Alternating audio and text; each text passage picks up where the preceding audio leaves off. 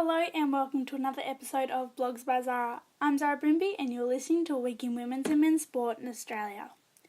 In this episode we will chat about all Big Bash and women's Big Bash finals, and also let's talk about the AFLW Season 2. We will first start with all the action from the women's Big Bash finals. So the first semi-final was played on Optus Stadium on the 1st of February in a battle between the Perth Scorchers and the Sydney Thunder. So the Scorchers went into bat first, making 2 for 148 off their 20 overs. Captain Elise Villani making 38 off 37 before being out LBW by Carey. Bolton made 37 off 26, Nat Siver made 38 off 28 and Heather Graham made 27 off 29. The best with the ball for the Thunder was Stefani Taylor, going for 1 for 23 off 4 overs. Thunder then went into chase but only ended up making 8 for 121 off their 20 overs. So 5 players from the Thunder got out for less than 10 runs, which I think is just a major batting collapse for the Thunder. The only standout with the bat in the second innings was Fran Wilson, who made 46 off 28 before being run out by her English teammate Nat Siver. Emma King was the best bowler for the Scorchers, taking 3 for 17 off 4 overs. Nicole Bolton was named player of the match, taking 1 wicket from her bowling attack as well as making 37 runs off the bat. Perth Scorchers ended up winning by 27 runs to put them in the final. So the second semi-final was played between the Sydney Sixers and the Adelaide Strikers at the famous Adelaide Oval. The Sixers batted first, making 5 for 138, with Ashley Gardner a standout, with the bat making 72 off 45 before being stumped off Wellington's bowling. Alyssa Healy only made 2 off 8 before being caught by Patterson, and Elise Perry only made 16 off 31 before Talia McGrath took an easy catch out in the deep.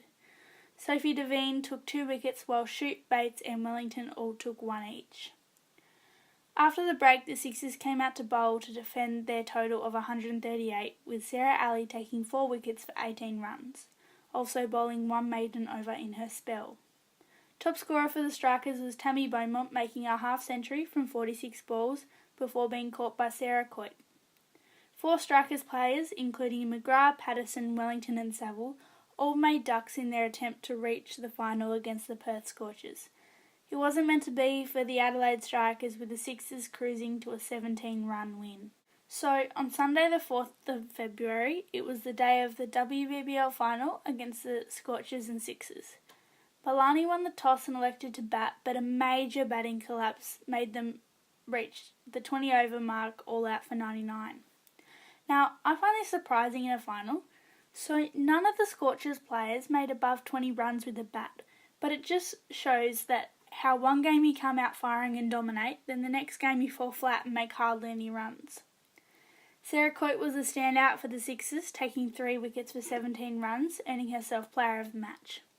Alyssa Healy got the Sixers going in their batting innings, making 41 off 32, before King took the only wicket for the Scorchers.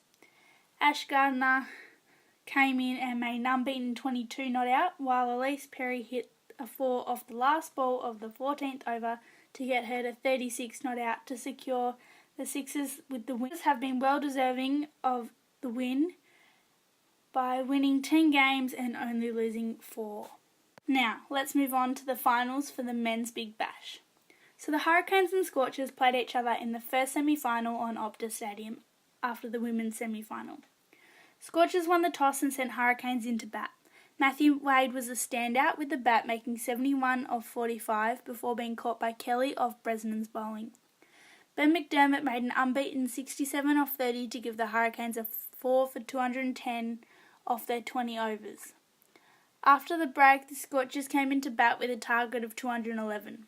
Sean Marsh got things going for the Scorchers, making 30 off 18 before being caught by Meredith off Rogers' bowling, but then the Scorchers dropped all out for 139 off 17.5 overs.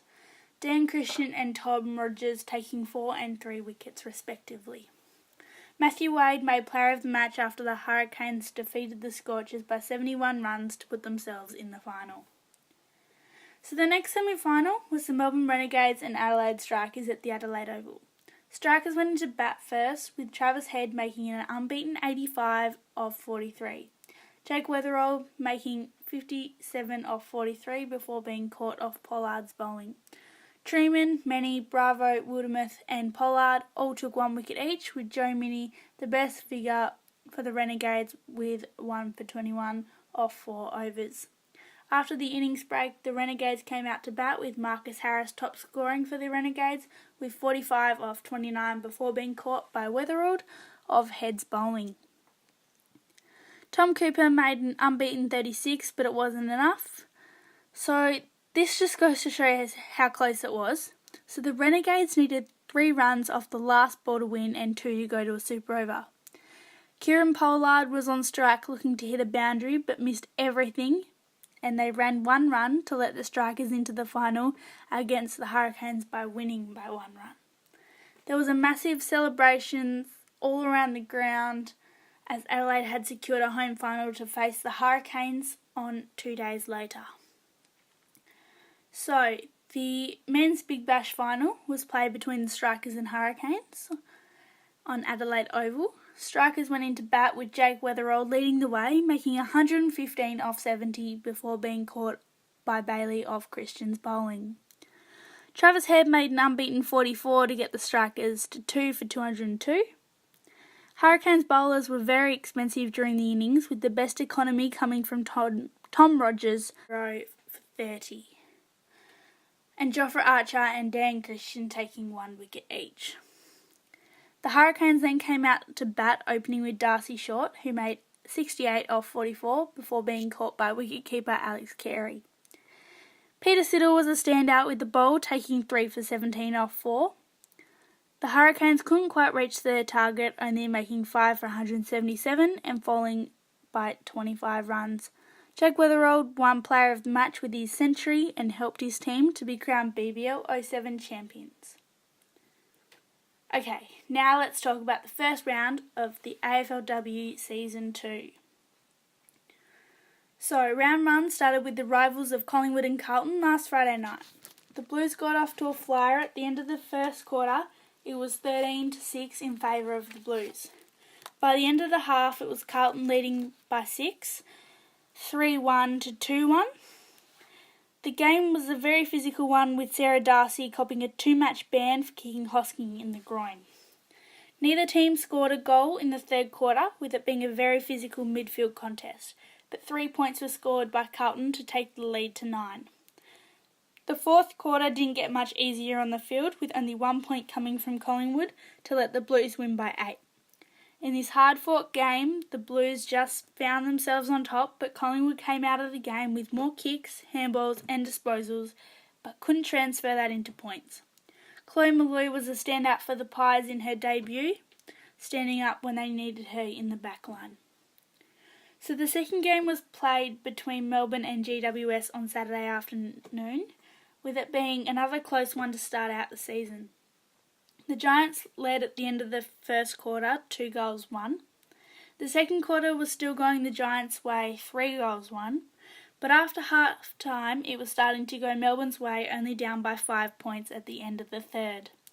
The last quarter was all Melbourne to collect the win, 45-39.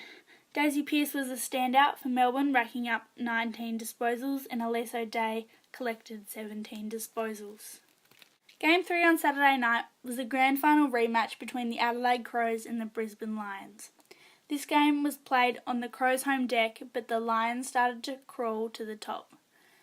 At the end of the first, Brisbane was on top, leading 8-0, but in the second quarter it went the Crows' way, kicking with the wind, ending the half on 3-1 versus 1-3. The third quarter went back to Brisbane, kicking 3 goals to the Crows' none. The Crows were held scoreless in the second half of the game, while Brisbane kicked 22 points to seal the win, 31-19. Stanton racked up the most disposals for Brisbane, counting 21. The last game for the round was played between the Western Bulldogs and the Fremantle Dockers on Sunday afternoon. The first half went all the Dogs' way, keeping the Dockers scoreless while racking up 28 points. Fremantle's first points was a goal from Lavelle, but the Dogs were too strong, ending the match 49-23. Katie Brennan was the star, kicking 3 goals in the first half. But also us here at Blogs by Zara send out a message to debutante Daria Bannister and hope she has a speedy recovery after doing her ACL in her first match in AFLW. That's it for this week's episode, and next week we will transition over to videos on YouTube, so make sure you hit that subscribe button. But if you want to listen to our first episode, go click on SoundCloud and look up Blogs by Zara and you'll find it there. This is Blogs by Zara, and thanks for tuning in to this short podcast.